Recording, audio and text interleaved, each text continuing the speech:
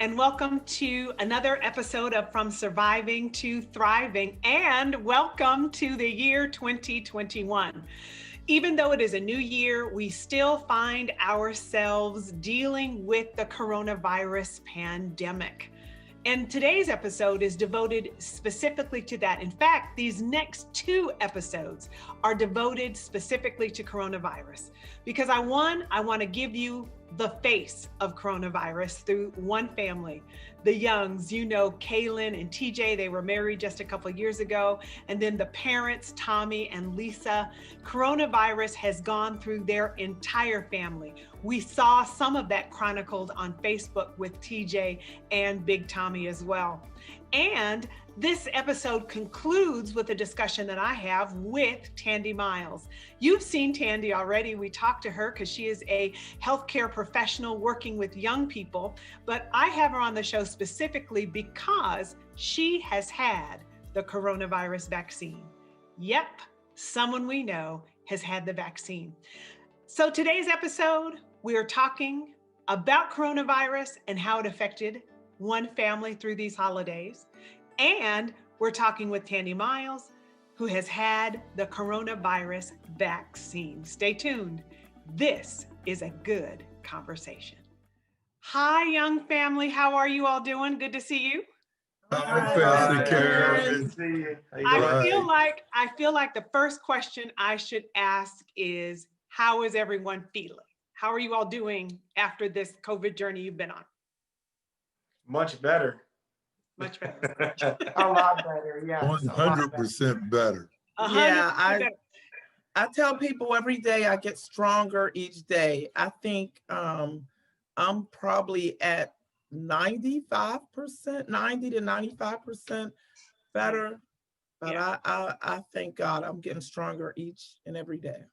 So for clarity, have all of you had COVID or just the three of the four of you?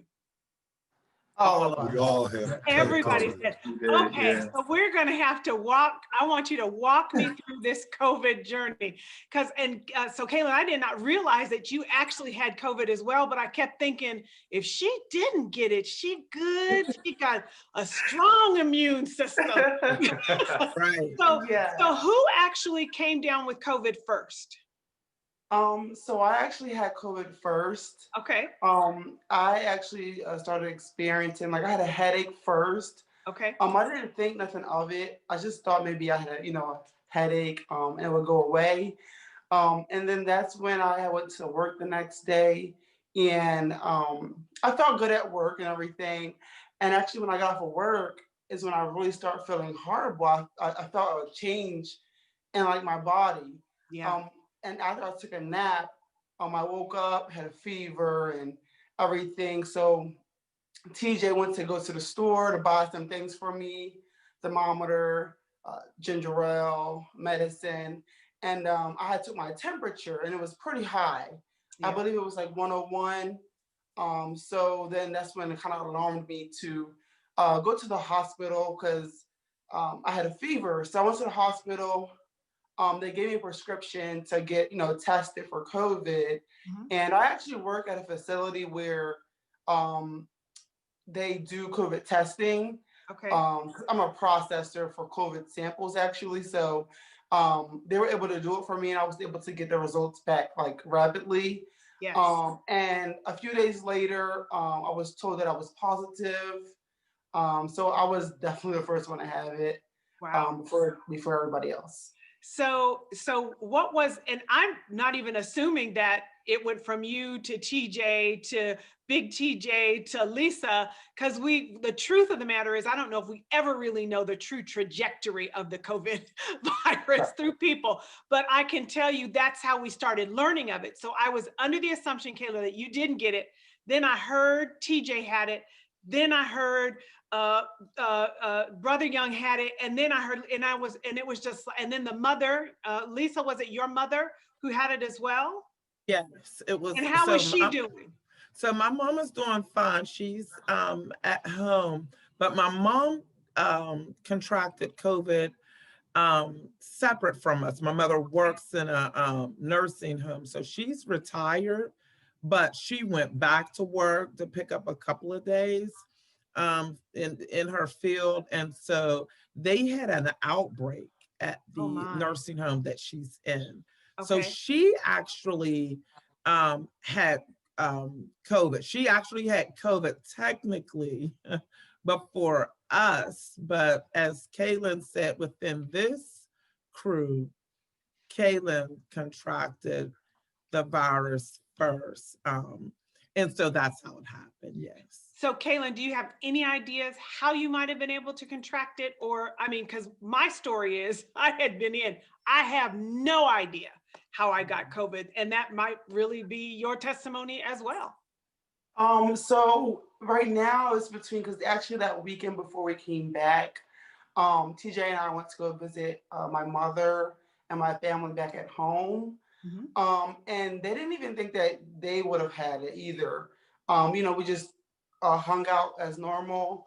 And then, so I don't know whether I got it back from there or it could have been at work as well. So I really don't know till this day. I try to figure it out, but I don't know. So I'm with you, darling. I have no idea.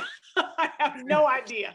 And that is, and I tell people when they ask me about it, I always say, don't stress. Just don't stress over where you got it because you may never really know. Right. And actually, like my family, some family members back at home had it as well. So I really don't know whether I brought it to them or they brought it to me. So yeah, I'm not sure. So, but the younger youngs brought it to us. Yeah, For sure. The sure. younger youngs brought it to the older young. So Yes. it went from Kaylin to TJ, right? So TJ, how did you automatically assume, let me get tested once Kaylin got tested, or how did it work in your household? Yeah. So basically, on Sunday, I guess how we all probably would have passed it on to each other, because it was a Pittsburgh Steelers game, and normally my mom, like when Kaylin and I, when we go out of town, normally she would be like, you all have to, stay home for 14 days. You can't come in here, but because it's the Pittsburgh Steelers, The Steelers, Steelers. break the rules. my mom kind of got soft on us a little bit, and she let us over, and we were over the house, and then we left, and then that's when Kaylin, she started not feeling well when she came home from work on Monday, and I knew once she started feeling bad, I just started figuring that, well, I'm just going to get tested, but I didn't feel anything until Wednesday. So once, and that was when Kaylin had actually officially found out that she had tested positive for COVID. And so that Wednesday, that's when I felt my first symptom. But at that time, I didn't have a fever or anything yet. I just had headaches. Right. And So then, what all were your symptoms, TJ? yeah, so after that, I start getting fevers that night. I maintained a fever for a whole week. Wow. My fevers ranged. The highest fever I had was 102.7. That's when I really started freaking out. I went, and then I started experiencing I started experiencing in my lungs. I felt like I couldn't breathe. It was really hurting me to breathe. And I already have an underlying condition because I have asthma. Okay. So it was really attacking me hard. Now I went to the emergency room on 3 different occasions. So the first time I know you, and I was going to ask what prompted you to go.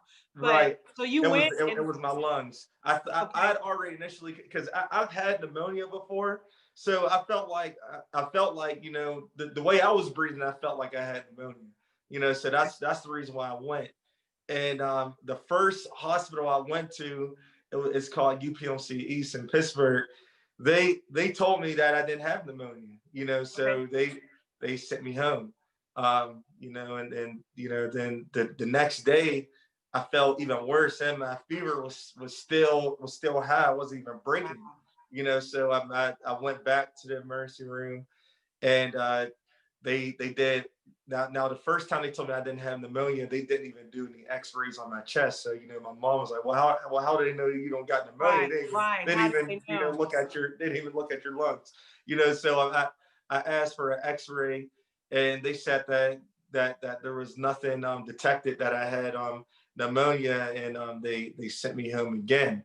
Um, and then I decided that I wasn't going to go. And then Monday I went back to the emergency room, and this time that was because I felt like I couldn't breathe. Mm-hmm. And then you know, they kind of calmed my breathing down. And when I was there, I did have a fever, so they kept me there for a few hours, but then they sent me home.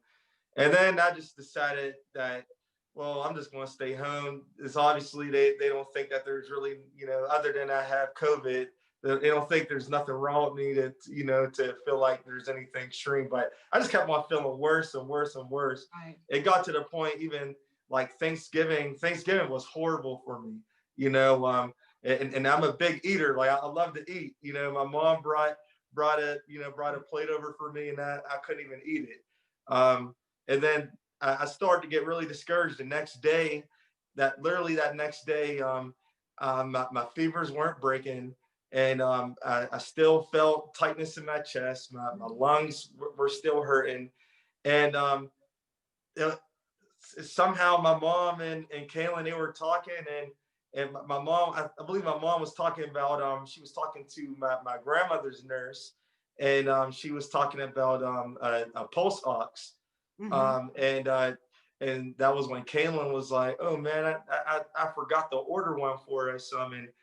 And Kaylin just ran out and got a pulse ox out of nowhere. Like, you know, she's not a driver. She's not a, you know, she's not a, you know, I do the majority of the driving, you know. So for Kaylin to get out on the road, let alone without me, that's kind of crazy. That's what a wife will do. That's what a wife will do. That's what I said.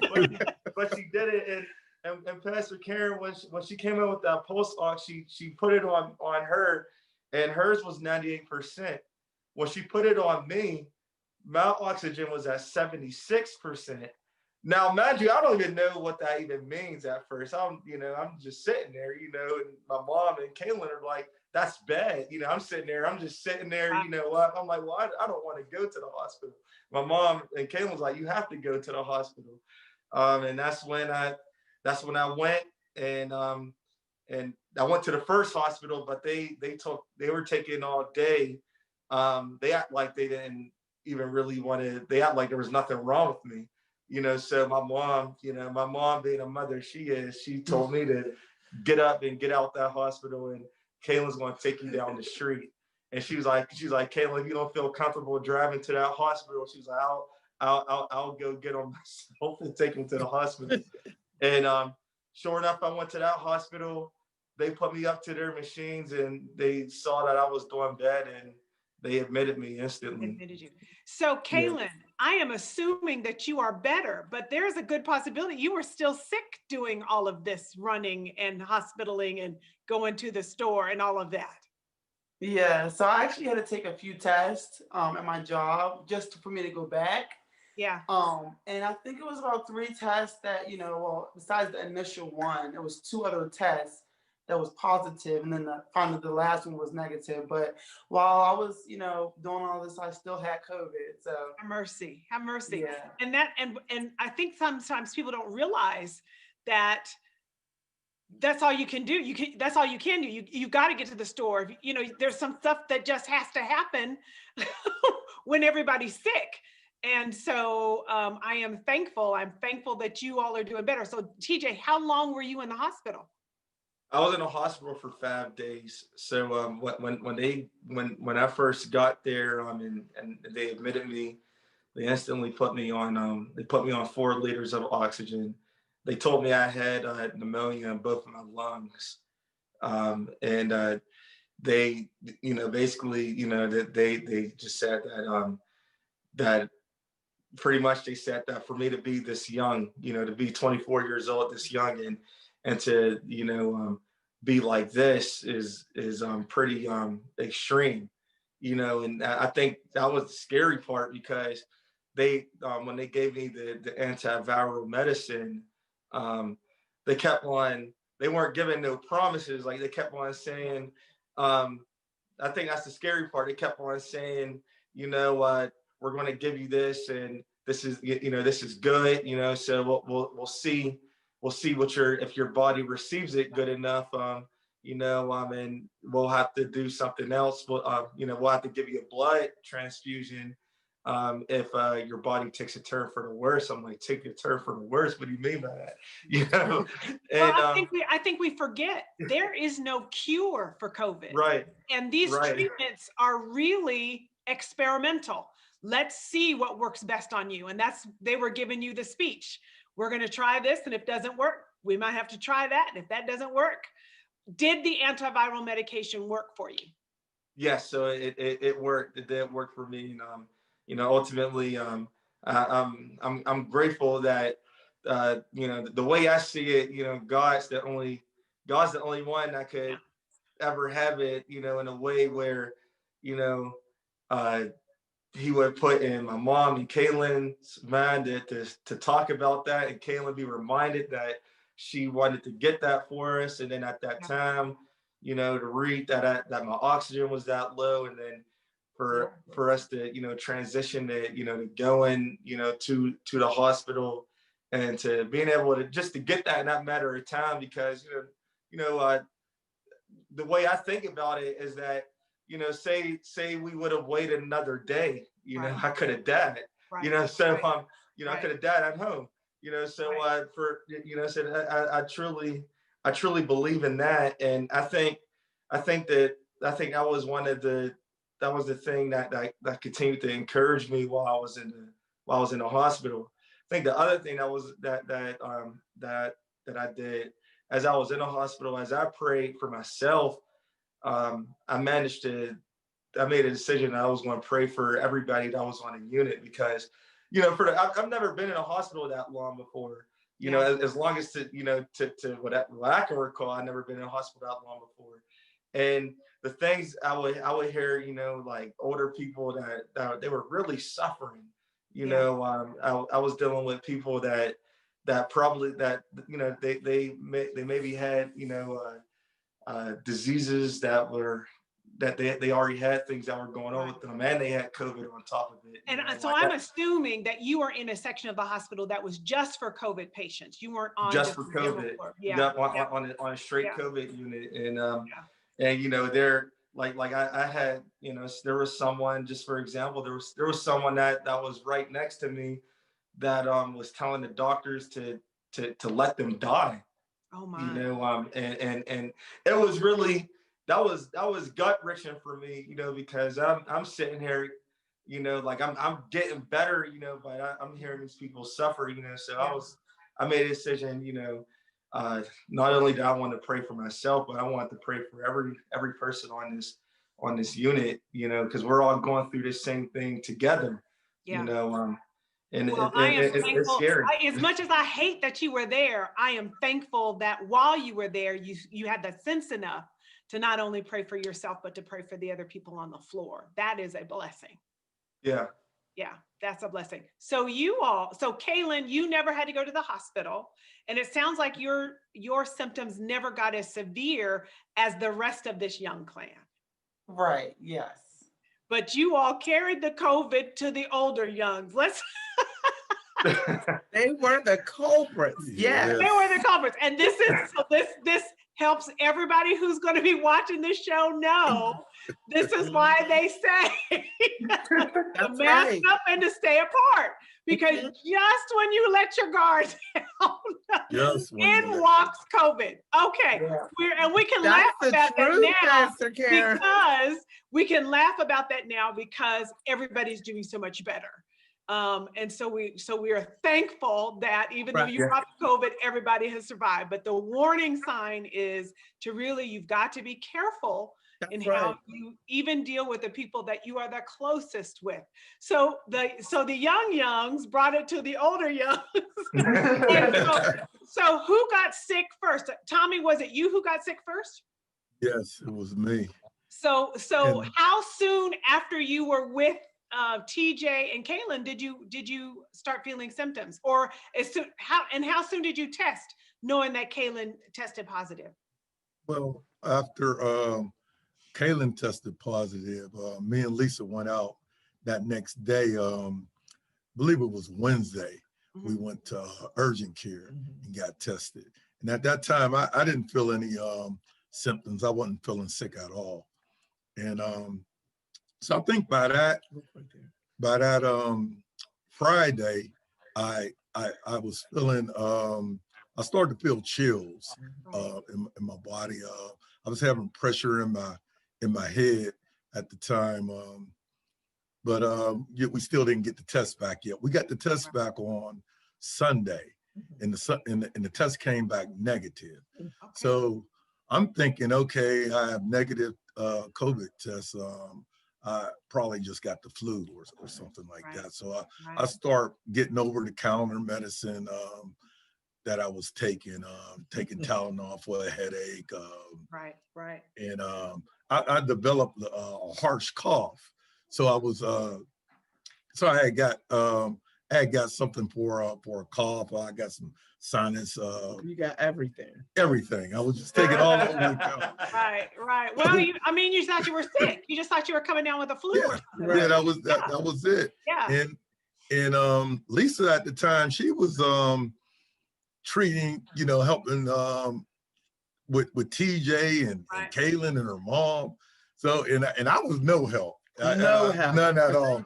So, now mind you, And it's Thanksgiving. we up in there arguing Right. because I'm no help. so yeah, so it's like Thanksgiving and I went out. Now by this time I probably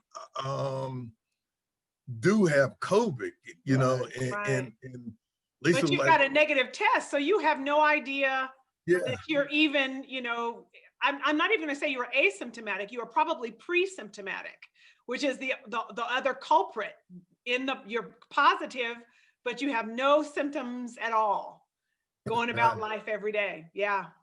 so it was Thanksgiving and I didn't feel good at all on Thanksgiving. Yeah. We even had a couple of the grandkids that came over, and I thought I didn't actually know what I had.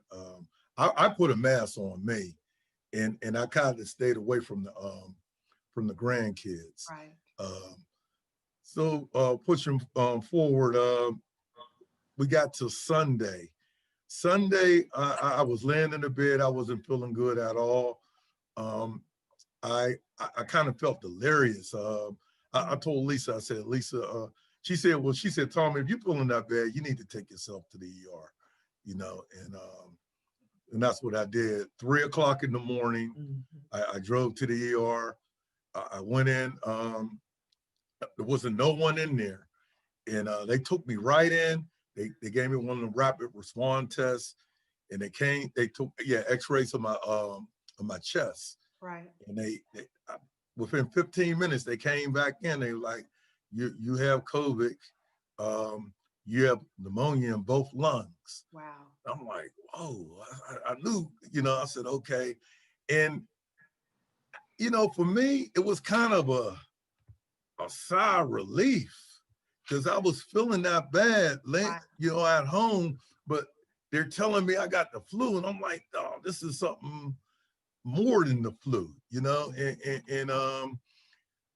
I just started praising God that He got me to the hospital, that I didn't just lay back at home and wait this thing out, Right. So that's where my journey was. And how long were you in the hospital? Because I saw you make that video about being in the hospital and all of that. So What? And Kayla's laughing. You Yeah. made that video, and we were in Arizona going, "Oh my God, what is going on?" Yeah, we didn't. Yeah, we didn't know he was, because when he made the video, it was so random. We didn't know he was making the video. We didn't learn about the video until Pastor called, and when he said, "Lisa, what is going on?" What you just said, he said, "Lisa, what is going on? I just saw Tommy's video," and I'm thinking to myself, "Tommy's video." Well, he got an unction, and he made a video and spoke to the world. Right. Yeah. Well, it really did, because he said, he should have been saying, "Oh, my video went viral," but he kept saying, "My video went viral." We're like, That's all right, Tommy. It's okay. It's okay that it went viral and viral. It's okay. But people are hungry to know what the experience is like, as well as they need to know that there's recovery from it, especially with the mounting death toll. yes. And that's really all you hear. You kind of don't realize that there are people who have not only been sick, been infected, but been in the hospital with Right. pneumonia and survived. And so it's not a death sentence. Right. You can survive. So we appreciated the video, even though it scared the bejesus out of us here in Arizona. Out of everybody. Because you were in the hospital and you were talking about how difficult it was for you, and it prompted a pastor to call, because it was a lot. So how soon after? So Tommy, how long were you in the hospital? 6 days, 6 counting days. the Sunday. Counting 6 the Sunday. days. And in that time, Lisa, when did you determine that you were COVID positive, and what got you into the hospital? Okay, so Tommy and I both were sick when we tested negative for COVID. So we just assumed that we had the flu. And like Tommy was saying, it was around Thanksgiving. That's why he said we were arguing, because it was Thanksgiving. So we both thought, okay, well, great. When we got our test back, we high-fived. We were like, oh, great, we don't have COVID, so we just have the flu, and we were like, oh, we've never been so happy to have the flu. But and at that point, I'm running around, I'm making soup for, I got up, I made a big pot of soup, because I know Kaylin and TJ have COVID, my mother has it. So I'm running around taking soup to Kaylin and TJ, taking soup to my mother, giving Tommy soup. Right, you know what I mean? So yeah. I didn't even really allow myself to feel anything, because I was trying to take care of everybody. But I would say, I don't know if it was mind, over matter, just the power of suggestion. But when the doctor, when I was on the phone with Tommy, and the doctor came in and said, okay, he had COVID and he had pneumonia in both his lungs, I thought to myself, oh my God, you know what I mean? I'm like, my mother is in that hospital, because at the time my mother was in ICU now. Right. So my mother's there, TJ's there with double pneumonia, and now here's Tommy, and they're talking So all about three of them were in the same hospital at the same time. Lord yes. Jesus. Lord. And I'm like, now Tommy's in there with double pneumonia, and I'm just thinking to myself, Lord help, and then it was just like, oh goodness, I think I got it then. You know what I mean? Right, and so right. Doctor, you know how you're thinking, but you speak what you think. Yes. And the doctor said, you probably do, ma'am. Yeah. He said, you probably do have COVID because your husband has COVID. Right. He said, I suggest that you get tested. And so that's what I did. That was on the 29th. I retested the 30th of November. And my result came in on the 3rd, but by the 3rd of December, I had already gone to the ER at this point because I was running fevers. And like TJ, I was just I guess it was the muscle aches that were doing me in. So I didn't know what was really going on. So and the headache, it was just a bad headache. So I went, and while I was there, I got an alert that my test was positive. So I let them know, hey, my test is positive. What prompted them to keep you in the hospital? They didn't keep me then. They did the chest x-ray and everything was fine. They just told me, take the Tylenol, to treat the fever, treat the aches and things like that. But what happened was Tommy was released on the 4th. You were released on the 4th. Mhm. And that next day, it was like everything shut down for me. Yes. So he came home, and on the 5th, what happened was I had taken a nap. And when I woke up from the nap, I had to, go to the bathroom, and trying to get from my room to the bathroom. Honey. Was, yes, it was a struggle, Pastor Karen. Yeah. And then I got to the, you know how you have those coughing jags? Yes. I had the coughing jag, and I couldn't catch my breath after it. And I was so overly dramatic, but I came into that room with Tommy, and I said, you got to get me to the hospital. I can't breathe. And so, right, exactly, babe, exactly. He couldn't barely breathe, literally, because he had just came home. And he was like, okay, babe, hold on. We were holding each other on. We was moving slow together. Sometimes that's all you can do. Prop one another up. And so really you took her to the hospital after you had just got out of the hospital. Literally. And I felt so bad, but I didn't want my daughter, because my daughter Kiel was here. Right. And so we made her stay downstairs in the game room. Right. So I knew I didn't want her enclosed in the car with me. Has she been diagnosed with COVID? No. And so she's tested. She's tested 3 times. Okay. And each time she came back negative. Okay. Now, I'll tell you that when we were in Arizona and it first came out, Kiel said to us, she said, Mommy, I think I had that. She said, Mom, I was so sick as a dog, remember? And so she did. I remember her calling her dad and I saying, take me to the hospital. That she was sick. But Kiel is so dramatic with everything that we were like, oh, Kiel. now you all reflect and you're like, oh, Kiel. And we feel so bad now. And actually we apologized to her because we were like, Key, maybe you really did. I have had so many people say, I really think I've had it. Because back in the early days, they didn't know what it was. Exactly. And people were sick for a week or more and can't breathe and nauseous and headaches and body aches and nobody knows. So has she had an antibody test to see if she's had it before?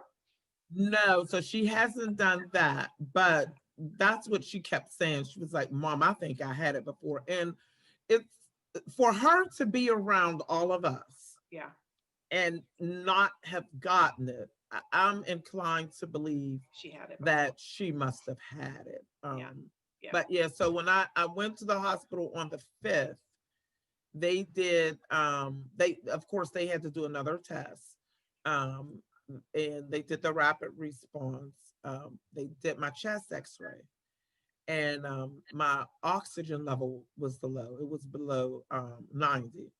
And so they had already knew they were admitting me because of my oxygen level. Okay. They didn't know what my results of my chest x-ray was at that time. But then the doctor came back in And like TJ said, they come in so grim, you know what I Mhm. mean, the doctors. And it's, you'll see the lung doctor, the lung infectionist, I mean, the lung doctor, the infectionist doctor, and then maybe the the resident, that they're all coming and looking at you because, like you said, Pastor Karen, they're studying, they're trying to find out. There's no I figured known it out. cure, Yeah. so they're trying to find out what's going on. But that doctor said to me, well, you have pneumonia in both your lungs, Wow. So your all of you oxygen had pneumonia in both lungs, in both of our lungs. except you, Yes. Kaylin. You did not have pneumonia. No. No, Kaylin didn't. It was We I thank was so God. mad We at them, thank God. Pastor Karen. the good Lord spared her. Yeah, the good Lord. That's it. That's a good That's husband. right. That's good right. husband. Isn't he a good husband? Good husband. Good husband. But we're thankful. So how are you all? How did you manage your recovery, especially with you all really being sick one after the other with overlap? Kaylin Right. overlapped with TJ. TJ overlapped with Tommy. Tommy overlapped with Lisa. How are you all managing your recovery now? So when I came, the blessing is, you know what, Pastor, I believe that each day we got stronger by the grace of God. I believe each day God touched us. That's what I believe. And each day that I woke up, I could breathe a little better.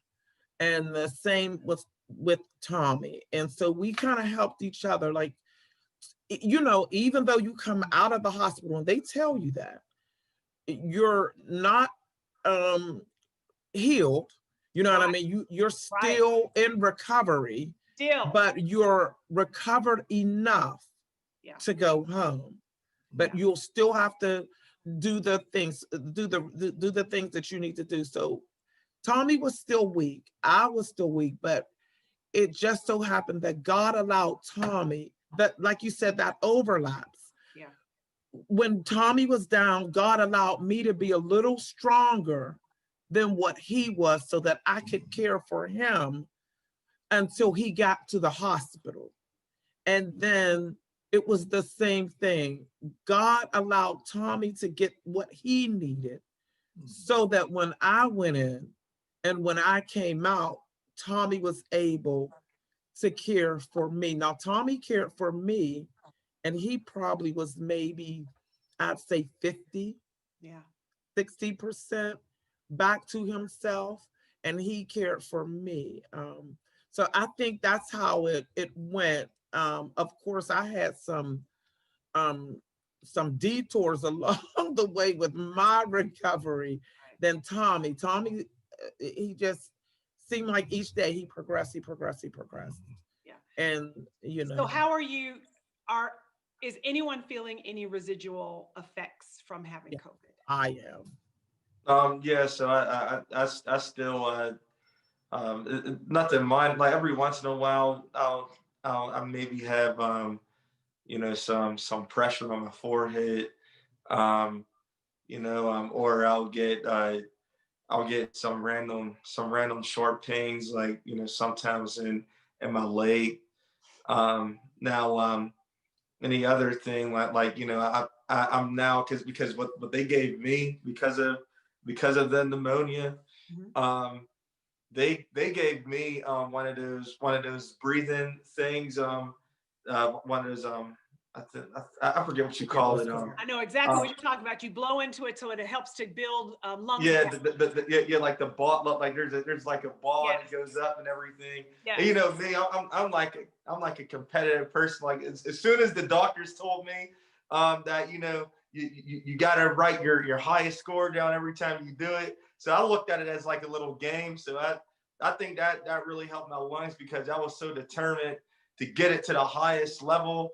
I would do it, you know, so many times. I was probably doing it more than I probably was supposed to, you know, but I just wanted to start feeling better again. I think, like my dad said, it was a relief, you know, actually when I did get to the hospital because I mean, I really was losing hope. Like I felt like I I was never going to feel bad. I thought I was going to die at a point. You know, I thought, you know, well, you know, maybe this might be the end for me. Wow. You know, Wow. like I might actually die from this. You know, and I think that's when it, you know, it started to hit home as a young person. This as bad as it can get. You know, Right. and what my parents did, but when they first tested negative for it, for me it was relief, because I was like, well, I didn't give it to them.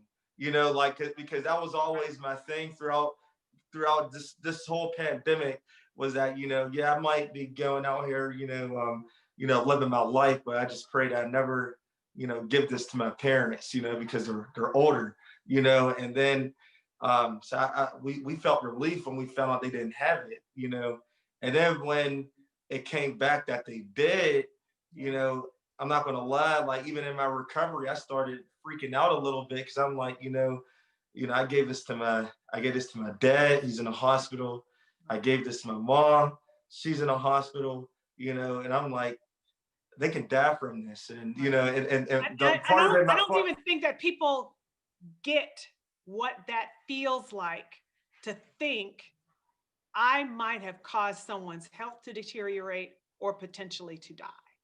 right. It doesn't Right. cross their minds. When we talk about wear a mask and protect other people, they never stop to think about the feeling you have, especially if you know, I gave it to so-and-so and now so-and-so is in the hospital. Right. And you And I know think what, that was the Pastor scariest Karen, thing that's for why me. it's so important at this point. And just as speaking from a mother's standpoint, I love my children, but I did let my guard down. Right. And because I let my guard down, I allowed COVID in my house. And I just want to say, you know, just to anybody, it is important that, you know, you do wear the mask, you do set rules, you do set boundaries, and you have to really adhere to it. And I should have stuck to the rule Yeah. that was set in place. And had I stuck to the rule that is set in place, and they know the rule, that's why they called and said, we're really on the road. Are we able to come in or no? And, you know, if I had said no, you know, the rule, you have to quarantine, Tommy and I may not have gotten it that time.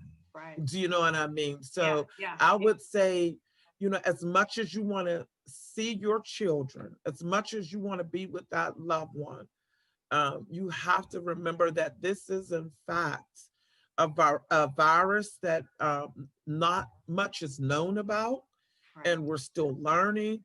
And the one thing that they do know that can protect you is a mask and Mhm. social distance. Right. And, you know, to stay in your own home. We have all now made a pact that, okay, you guys, we just came together for Christmas. Right. And we just said, okay, we can all come together.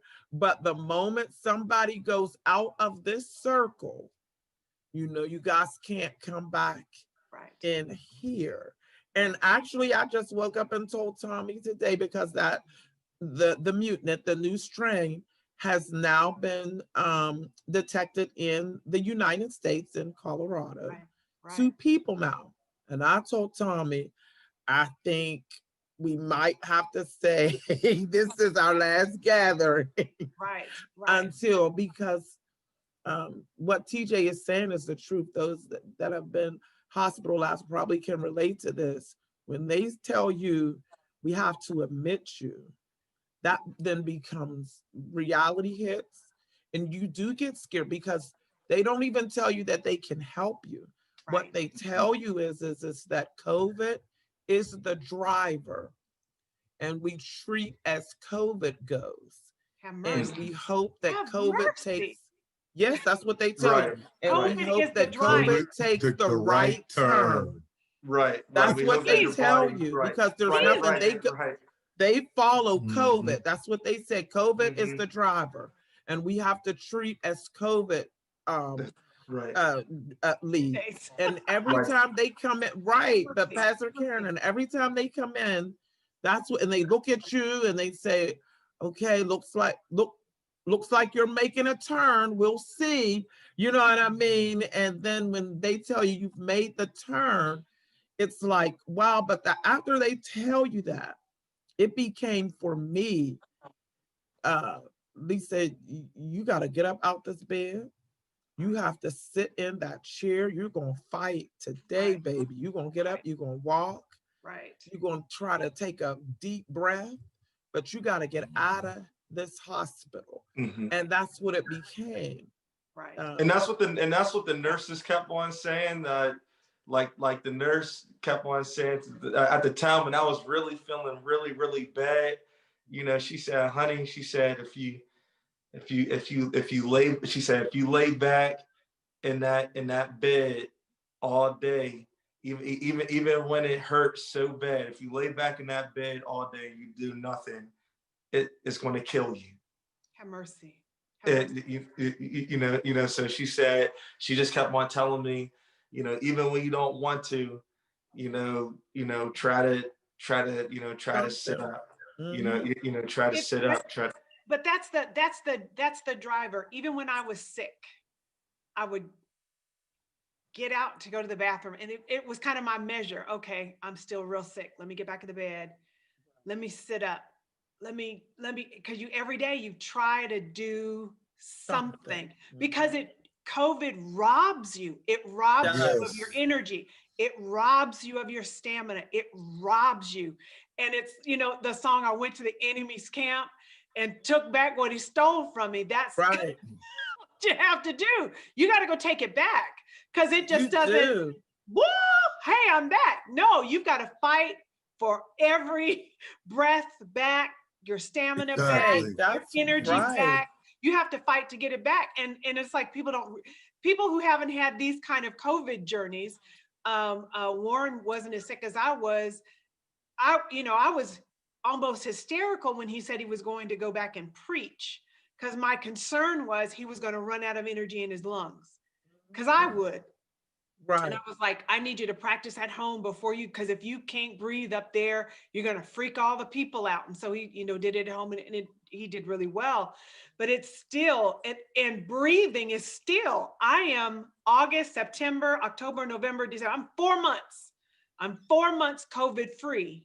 But if I run out of breath, I am out of breath. Okay. And nobody understands that when it's like somebody squeezes my lungs and every breath in me is gone. And I've got to think about how to breathe so I don't hyperventilate. And that's one of my residuals. COVID it's a beast. And it is. COVID's a beast. Yeah, because I know my second day in there, I made up in my mind that I wasn't going to lay in the bed anymore. Mm-hmm. And I had the oxygen. They had me on, I think, 3 liters of oxygen at the time. And I had told the nurse that it was like the oxygen, I guess the tube that they hooked the line, it didn't go that far from the bed.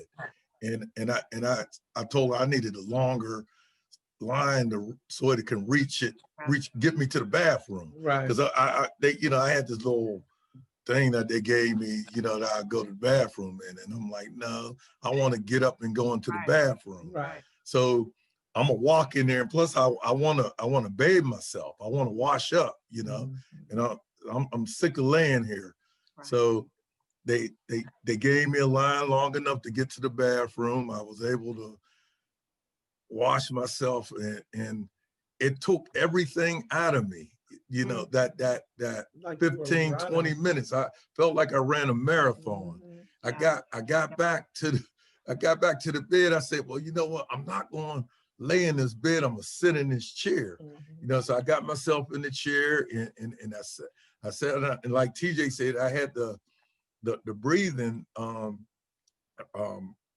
device that they gave me to breathe in, and I started practicing on that.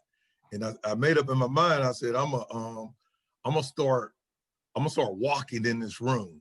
I'm gonna walk from one end of the room to the other end of the room, right? And I started, I would do like 5 steps at a time. Yeah. And then I sit down. I do 5 more steps. I sit down until I got better with it.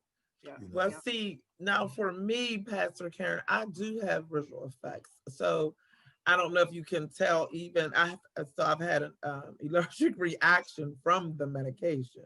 Oh my. So still my face is swollen on one side. I don't know if you can see, but all it is. You look absolutely fantastic. So you were wearing the swelling well. Okay, so it was worse before I looked like this, like a big balloon. Wow. But my issue is fatigue. Yeah. I have a headache. I have that headache, that like a lingering headache, and my legs are weak. Okay. So I'm working that, like you said, COVID robs you of everything. Yeah. So But I lost a lot of. You're only like a week, 2 weeks. Oh. Right. You're very early in your recovery. Right. Yeah. Well, that's Early what in your Tommy recovery. keeps saying. Yeah, That's you're what very Tommy early in keeps your saying. recovery. But Yeah. I lost a lot of muscle. Yeah. I lost a lot of muscle, and I lost a lot of strength. Yeah. In my legs. You know, I think that for me, that's the worst part, is just losing my strength. So I'm just trying to find a way to kind of build that back up. But the fatigue is really real. I mean, we are wiped out. Yeah. So by 7 o'clock, I would say by 7, 8 o'clock, we're like looking at each other yarning.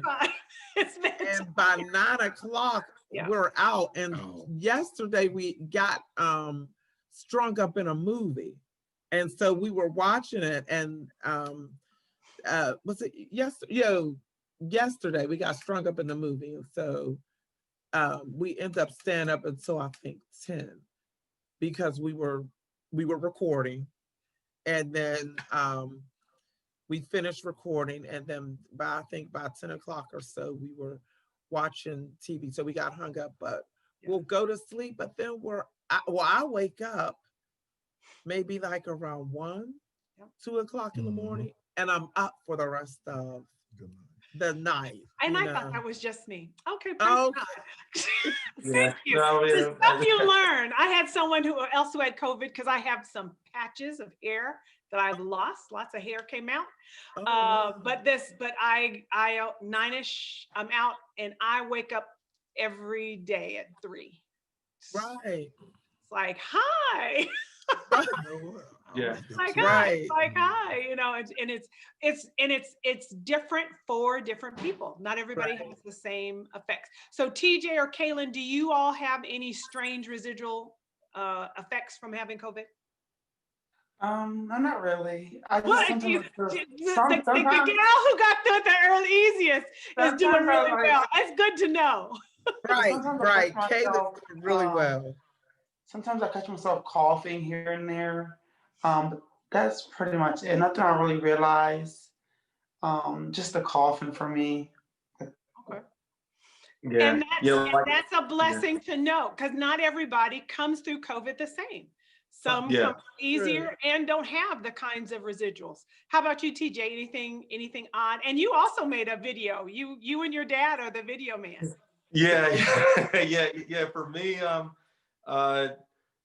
nothing really major, other than just the pressure that I get from headaches.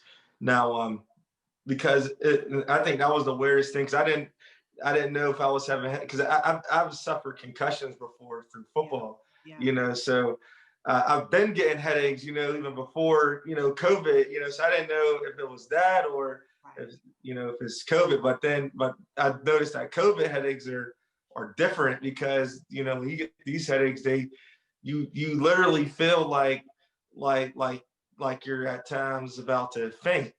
Yeah. You know, like that's how bad the pressure is on your head. So it makes it so that you have to pretty much sit still, you know, to start feeling better again.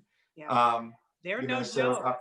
yeah, so like I get those every once in a while now. I don't get them the way I used to get them. Like I used to, even when I was admitted from the hospital, there'd be times I would get them maybe like, you know, every hour.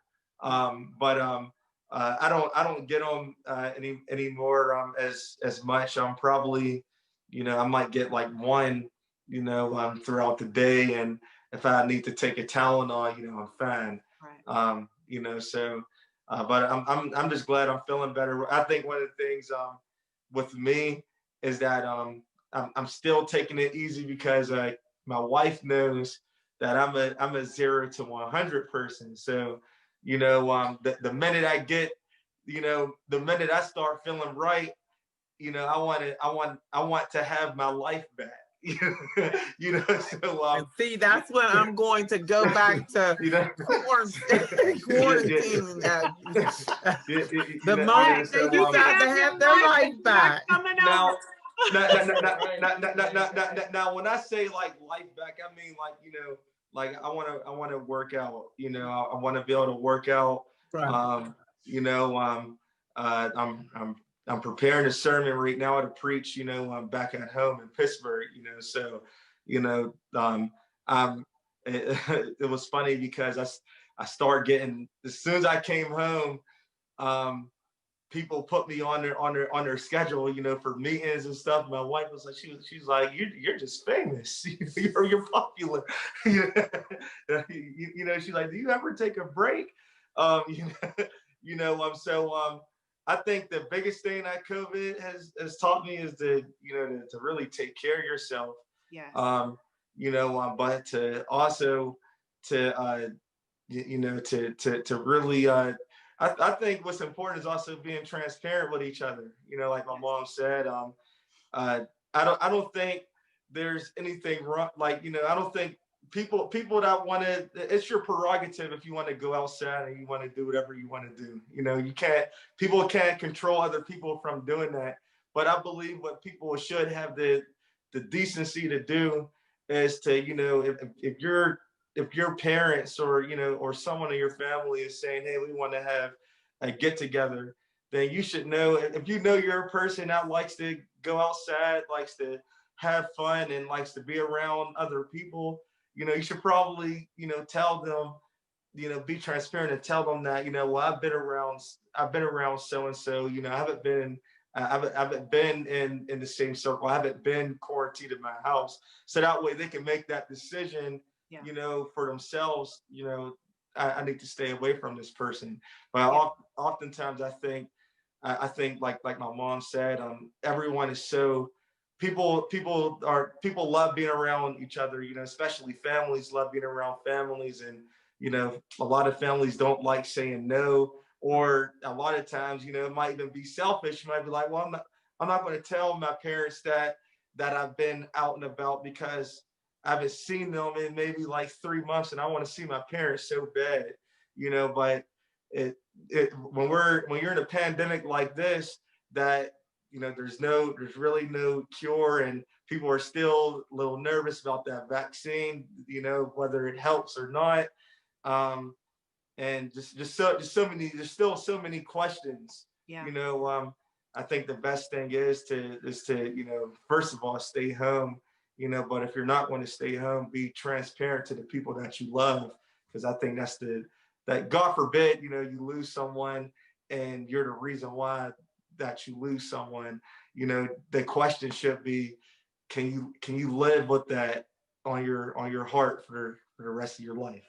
You And know. I think those should be the last words that we hear as we wrap up this conversation. Thank you, young family, for explaining Thank and you, sharing Yes, your Karen. testimony. We are again thankful that everyone is well, that your mother is well, that you are still fighting your way back from COVID-19, but it's a fight that you will win. Right. So thank Thank you. you. Yeah. Thank you so Absolutely. much. Thank And you. thank you for all the prayers, Pastor Karen. Thank you Yes, Absolutely, thank so you. much for honey. that. And we all need to keep praying because these For after one effects another. ain't no joke. Right, Yes. right, right. Yes. But you're an encouragement to us. So thank you. That's good to see you. And you're like 4 months. So that's a blessing. 4 months, 4 months. You will get your life back. You will. Okay. Thank Right. you. Thank you. Thank you. Thank you. Hi, Tandy. Welcome back. I'm so glad to have you back on the show again. Thank you for having me again. Appreciate it. I have you on specifically because I noticed on Facebook that you have had the coronavirus vaccine, and I'd like to get an understanding of how it worked for you, what got you in place to have the coronavirus vaccine, all of that information. Okay, so because I work at a healthcare clinic, Mountain Park Health Center, we are kind of at risk for, or not kind of, we are at risk for coming into contact with patients who have the coronavirus. And so about a couple of weeks ago, our CEO sent out a pre-screening questionnaire for all of us at Mountain Park to complete. And I completed that pre-screening questionnaire. Basically, the questionnaire is just asking how, like, what do you do? What kind of contact with people and patients do you have? Do you have any underlying medical conditions? And then also, you know, are you working full-time, part-time, all that great jazz. And then from there, that is sent to the Arizona Department of Health. And then they contacted me to schedule a time and an appointment to do the vaccine. So how did taking the vaccine work? Was it, because I know many of us who have done the COVID-19 testing, we're used to walk up or drive-throughs, but you're not necessarily going in a clinic. Is it very similar to that or not? You literally go inside of a clinic? No, it's very similar to the drive-through. Actually, the place that I have done my COVID-19 testing before is the same place that's doing the vaccine. So it was really simple and easy. I was in and out really quick, very organized. The fire departments out there, police departments out there, as well as the National Guard. Wow, the National Guard? Yeah, I know, I was surprised. Police, fire, and the National Guard. Do you have any idea why each of those were there? I think they were there. The firefighters were there. They were checking on each person in the car as they had got their vaccine. They were making sure that that people were feeling okay, that they were doing okay. And then once the person was there for however many minutes they wanted to make sure that they were okay after the vaccine, then they let them go. The National Guard, they were, I'm not exactly sure what they were doing. They were sitting at the table and just kind of, they might have been filling out some of the card forms that we got, but they were there. So tell me, so you pull in, you show them your number that you're supposed to be there, you drive through, they give you the vaccine, and then what? And then you're still in this line and you're just waiting because there's other cars in front of you, and so you're just waiting a little bit to be able to get to the front of the line so that you can then leave. But while you're waiting in that line, the firefighters are on the side asking you how you're feeling and how you're doing. So there's constantly, so if by some odd chance that they gave me the vaccine, I pulled off and passed out. Right. There are people looking in cars Yes. to see if I don't have the ability, because you mentioned that you would have to turn on your blinkers, but if I don't Yes. have the capacity to do that, Yes. somebody's looking to see. Yes. Yeah. And then toward the end of the street where they had the line starting to go get your vaccine is the police officers that are there. Okay. And so how did they track the time? How did they track from when you got the vaccine to when you knew it was time for you to go? So they put the time that I got the vaccine on my windshield.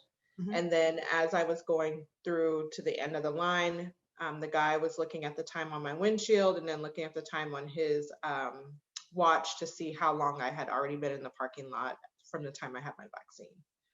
They don't write like they do at the car wash on your windshield. Yes, he did. Oh, do they clean it off? I know No, people. he did not clean it off. Don't take your good car is what you're saying. Take your good car. That really And I was like, why did people from going, because they'll be like, you're not getting ready to ride on my car. I was like, why do I have 1220 on my car? Oh yeah, that's when I took my vaccine. Oh, Yeah. have mercy. Okay. Well, praise the Lord, everybody. Don't go in your good car. So basically you go in the drive-through, they ask for your code because when you schedule that appointment, AZDHS gives you a code saying that this is your appointment. They ask you for that. And then you're just driving through to each line, and they have it separated for different lines. And they ask you, have you had any interactions with any vaccines before, any allergic reactions to any medication, and then basically give you your shot while you're in the car. So do you know if you had the Pfizer or the Moderna? And I'm hoping I'm pronouncing that properly. I had the Pfizer. The Pfizer. And is it the one test, or do you have 2 shots that you have to take?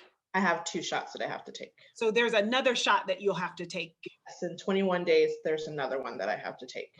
So what do they tell you about that Pfizer vaccine? Do they give you what the symptoms you could possibly have are, and have you had any of those symptoms? They give you a booklet. Like I said, they gave you the shot right in the car. They actually wait, like you have to wait for a little bit just to see if you have a reaction or anything like that. If you have a reaction while you're in the car, you're supposed to put on your emergency blinkers so that they know that you're having an allergic reaction. But they really wanted you to stay in that parking lot for about 5 to 8 minutes just to make sure that you were good before you left. They give you a booklet that came from the CDC that basically talks about the vaccine, what's in it, the different side effects that people can have. And then if you have any of those side effects, they want you to call the CDC to let them know what those side effects are. I didn't have any side effects. My arm is sore today. It wasn't sore yesterday, but other than that, I've been good. So did you have any apprehension about getting the vaccine? Oh, yes. Oh, yeah. So I had a lot of apprehension just because the whole process with the rush of making the vaccine, I would have liked to see more testing, but of course, we're just not at that place right now. And I felt like the risk definitely were high for me being in the medical healthcare clinic. Sometimes patients come in, they have COVID, they don't let you know. And so you walk into the room and there you go, you're exposed. So I talked to a couple of my colleagues that I trust and just getting a little bit more information about the vaccine, the testing that they did they trust it? Did they have any concerns? And based off of that and just all the things that I've seen and read, I just went ahead and decided to get it done. So was there anything that they said in particular that put your mind at ease, or was it just an accumulation of all of them were comfortable, so that made you feel more comfortable? Yeah, it was more so that all of them were comfortable, and that made me comfortable. Yeah. So if you were to give words of advice to someone listening who is apprehensive about getting the vaccine, what would you say? Well, I think everybody should do their research, right? So even with that post that I posted on Facebook, there were some people who were like, "Oh, you're brave." But the thing that's scary about COVID is, and just talking to many different patients over the last 9 months who've had COVID, it looks different in every single person. Yes. And the side effects or the lasting effects that we see afterwards is different in every person, and they're really bad. And so for me, I was just like, you know what? If Bill Gates is going to turn me into a number, then he just turns me into a number, and maybe I won't get the COVID disease. But other than that, like, I feel like everybody should do their own research. You have to feel comfortable with it. But at this point, there's been no interactions. There's been a lot of my friends and colleagues in the healthcare business that have gotten the vaccine way before I did, and they haven't had any side effects either. And so I feel comfortable in doing so. So what's the point of the 21 days now that I stop and reflect on that? Is it just to help you build more antibodies and then it's the second dose, or what's the rationale? Yes, that's what I believe that's what it is, so that you have the antibodies and then you have the second one. After you have the second dose, how long are you protected with the vaccine? Are you going to be vaccinated again, or is this forever? That I do not know. So I know with the flu shot for work, I'm required to get the flu shot every year. Okay. Even if we don't get the flu shot, then we have to wear a mask. So the question was, well, since we're all wearing masks now, do we have to get the flu shot? And the flu shot was still required for work. So I just don't know what, and my CEO is really good about giving information to us about anything that changes. So I just don't know if this is good for now, or, you know, is the vaccine going to change with this new variant that's coming out? So far, the vaccine is supposed to be good and protective for this variant that's coming to the US now, but we just don't know. Everything is kind of changing. So it's really important that we all stay up to date with the information that's coming out. And you're the first person who said that the current vaccine works against the variants. Yeah. Because that was a question I had. Do we now have to alter the vaccine because there is this new variant in the COVID-19? So far they said that it's supposed to be good. So we shall see. Again, it's a revolving door every few days of what's going on. Every day we get some more information. I know. But I do trust the science. I do trust the doctors who are working hard on it. It's been really interesting. So. Well, I might have to have you back again at the end of the month. Yes. To see after you had your second dose in 21 days. Yeah. How you're doing. So Yeah. We'll have to have you back. Yes, that'd be fine. Thank you. Thank you so much. All right. I told you this was a great conversation. As a COVID-19 survivor, I just want to tell you that there is life after COVID-19. It might not be the same life that you had beforehand, but there is still life. I still am struggling with some symptoms, but getting stronger every day. However, for over 300,000 Americans, there isn't life after COVID-19 because they have succumbed to the virus. Every day, we hear about more and more people succumbing to the virus. And now we have the vaccine, and there are lots and lots of questions about that.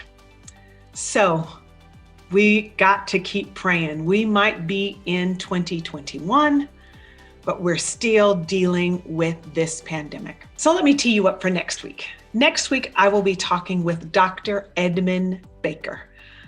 If you have seen Dr. Chris get the vaccine, there was an African-American gentleman who got the vaccine at the same time she did. That's the doctor I am talking to.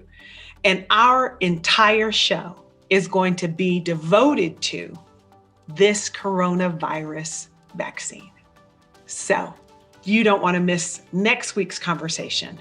So you can get your questions answered from an expert in the field about COVID-19 and the vaccine. Let's pray, because today, somebody's struggling with coronavirus. Today, someone has died because of coronavirus. Today, someone has contracted coronavirus. Today. There is a face to this COVID-19. It's my face. It's many other faces. There are lots of faces to COVID-19. It is my prayer that you stay safe, that you mind what we heard from the Young family about being safe just as soon as you let your guard down. Might be the day that you come in contact with it. But please know that there is life afterwards. Let's pray. God, we do thank you and praise you always for the opportunity that we have to have these conversations about tough topics. And God, even in 2021, we are still dealing with coronavirus, COVID-19. We're still dealing with the apprehensions of a vaccine. We're still dealing with the challenges of recovery for those of us who've had this coronavirus. We're still dealing with it, God. But we know that we are not dealing with this alone. And just as young TJ said that in the hospital, he was able to pray for those who were ailing beside him, we too, God, lift them up. So as I pray, it is my prayer that there are people putting in the chat room or even calling the names of those they know are dealing with COVID-19 today. God, that you would be their strength, that you would be their healer, that you would be their sustainer. God, that you would make the difference in their situation. God, Lisa mentioned that COVID is driving, that it's behind the wheel. But God, we know that truth is that you're behind the wheel. So we cast this care upon you because you care for us. And we pray, God, that you take the wheel, that you do the driving, that you give direction and understanding. God, I pray for every healthcare worker, every nurse, every doctor, every National Guard worker, every police officer, every fire department person, everybody, God, you know, everybody who's on the front line, churches, everybody. God, that you would be a shield, a protection around them. And God, that you continue to walk us through this until we get to the other side. You say in your word that you never leave us, that you will never forsake us. And in COVID-19, God, we know that you are here with us. So thank you for being with us, God. We love you, we praise you, and we speak healing. We speak peace. We speak comfort because there's somebody mourning today. We speak comfort, God. We thank you for being our God, and we love you. It's in Jesus' name that I do pray. Amen. Thank you so much for joining me. Remember, next week is that conversation about the coronavirus vaccine. Make sure that you click subscribe or become a follower. Subscribe to my YouTube page. You will never miss an episode, or be a follower of the FIBC page or my page so you don't miss an episode. And I will see you next week, the second week of January in 2021, as we continue this conversation on COVID-19 and the vaccine. God bless you. Have a great night.